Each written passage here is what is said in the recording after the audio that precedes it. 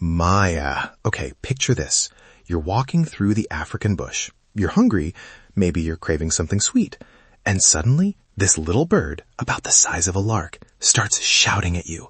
It's literally fluttering from tree to tree, looking back at you like, hey, over here, follow me.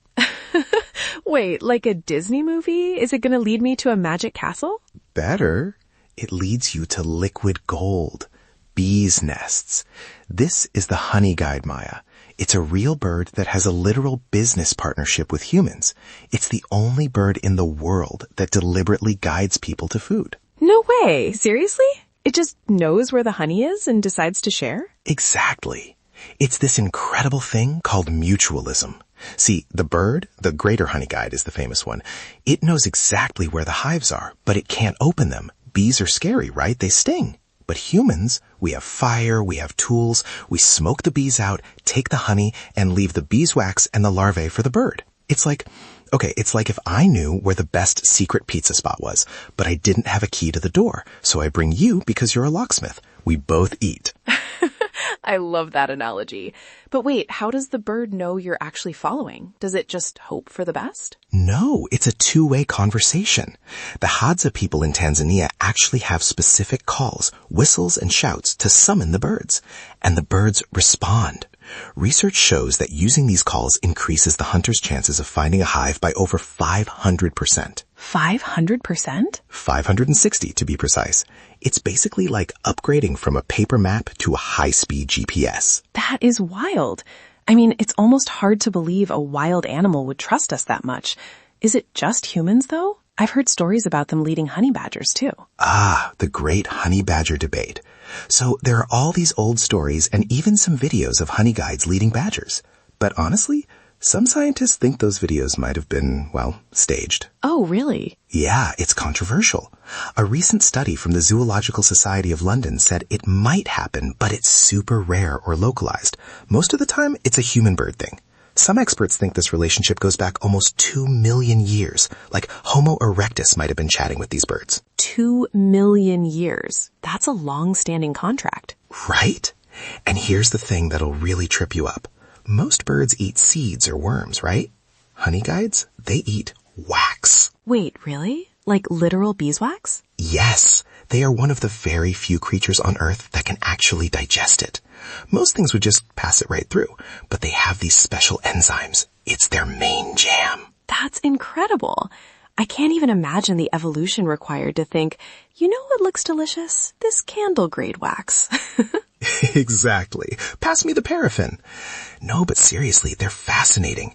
They aren't even that flashy to look at, mostly dull greenish-brown, but they're like the secret geniuses of the bird world. Although, I have to tell you the dark side of the Honeyguide.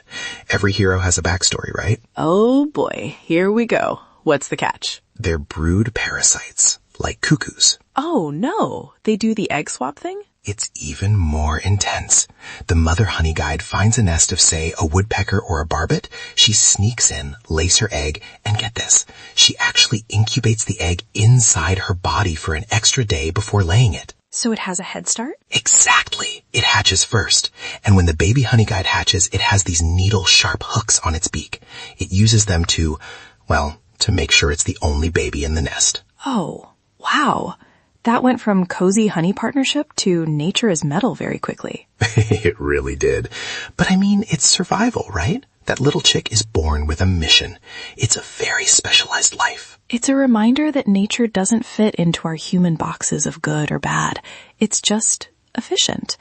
Speaking of efficient, before you get into the next species of Honeyguide, I just want to say to everyone listening, if you're enjoying these deep dives into the weird and wonderful parts of our world, you should definitely join the loop. Yes, come back tomorrow. We've got so many more rabbit holes to go down. Exactly. Get your daily curiosity fix. It keeps us going.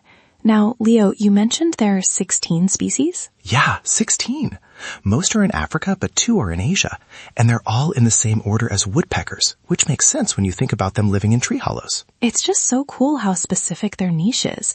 The wax, the guiding, the hooks. It's like they were designed by a very creative programmer. Seriously. Sometimes I think if we were actually AI robots, we'd been programmed with less complex behaviors than these birds. Right?